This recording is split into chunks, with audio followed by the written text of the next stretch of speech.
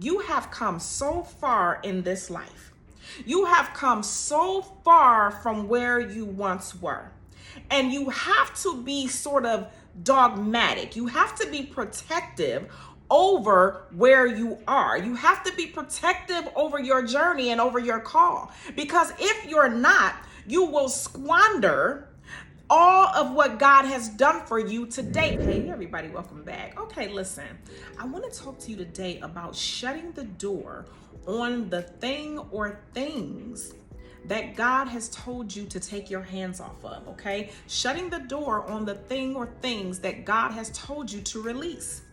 Oftentimes, we find ourselves going back into places and spaces and even relationships that God has delivered us from. And when that happens, several other things are happening simultaneously. One, we're in disobedience, okay? Two, we're opening the door for the enemy to come back in and wreak havoc in our lives in an area that God has delivered us from worse than before. It's just like when, you leave a relationship, you end a relationship that's toxic, whether it be an intimate relationship or whether it be a friendship, okay? If the relationship is toxic and God delivers you from that relationship, then you have been set free from a plethora of toxic things attached to that person or persons, okay? And so if you open the door back up to those things again, what you're going to find is that you're going to begin to feel heavy. You're going to feel frustrated. Your focus will be thrown off. Your clarity of mind will be clouded because you are walking in disobedience. There are so many times that God is trying to get something to us, but we continue to walk in the thing that He has said no to. And this is what you have to keep in mind when you are thinking in terms of letting things go that God has called you out of. You have to understand that you have a call on your life that is not like everyone else's, okay? You are unique. You are set apart for God's purpose. And His purpose in your life should prevail. Now, you have the choice. You have the option as to whether or not you're going to obey the leading of God, whether or not you're going to obey His voice. However, you will suffer consequences if you choose to ignore the promptings of the Lord concerning your life, especially when His hand has been placed on you, okay? You have to be protective over your journey and over your call, because if you're not, you will squander all of what God has done for you to date. So meaning the wisdom that He's given you to let something go, the favor that He's given you that allowed you to progress in certain areas in life, you will squander that. And what you don't want to have happen is you do not want the favor of God to remove itself from your life. You want it to rest on your life. You want it to remain on your life. And the only way to ensure that favor remains is to make sure that you are being obedient. Do not return to the things of old like a dog returns to its vomit. Don't be that person. Allow God to have His way in your life. Seek ye first the kingdom of God and His will for your life, okay? And all the things, all the stuff that you want, all the prayers that you're praying, those things will be added unto you, all right? We have to remember that as we are walking in this life, we are a chosen people. We are set apart. We are not like the world. We are in the world, but we are not to be of the world. And so this means that we are to move differently. We are to act differently. We are to think differently.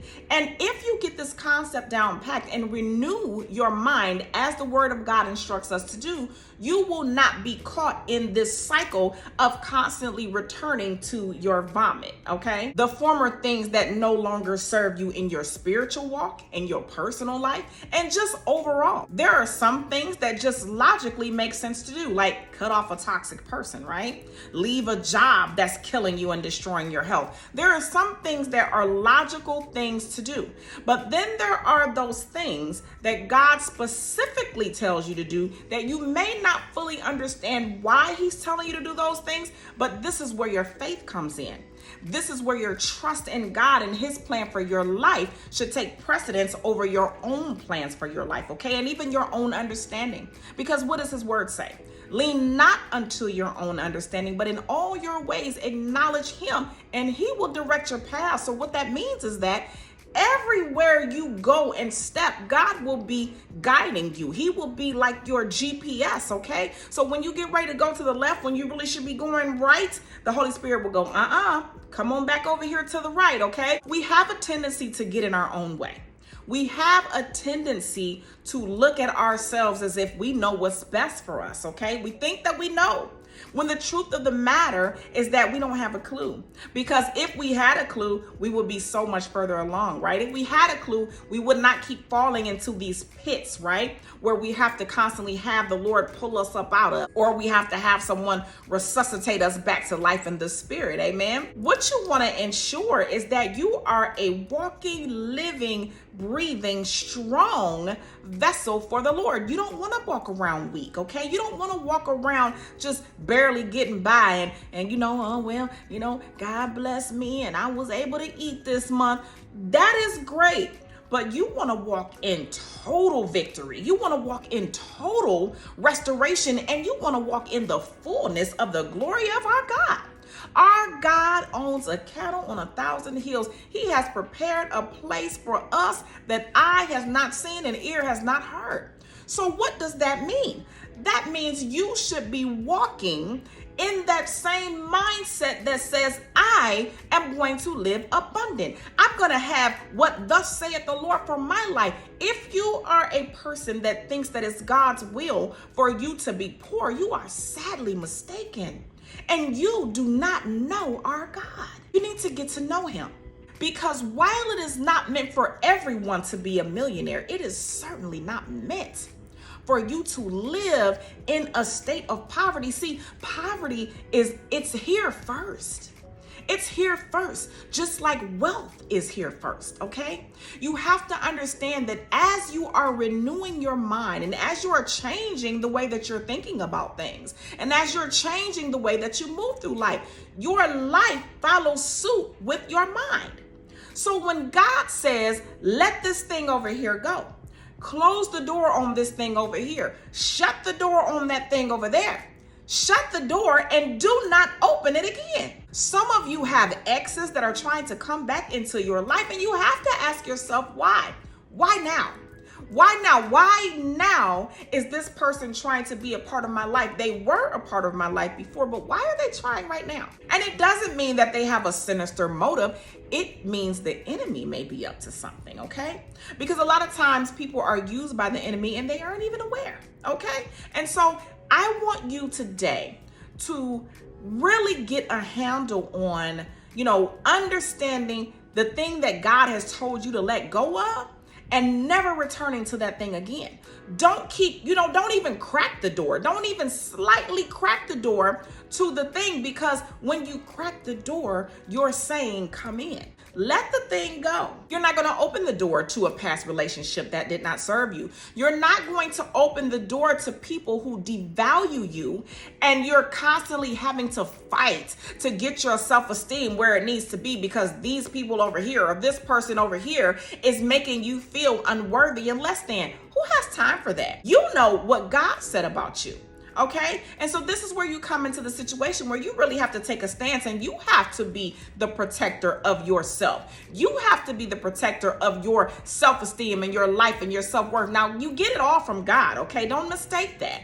Your self-worth and your self-esteem comes from the Lord, but you are responsible for making sure that you are not casting your pearls before swine. Amen. God loves you. He has you. And there are so many things that God is trying to get to you. Be obedient to what God has told you to do or not do. It is imperative. It is important. It is essential that you are completely obedient and that you are tuned into the voice of the Almighty, because God's voice is what is going to keep you.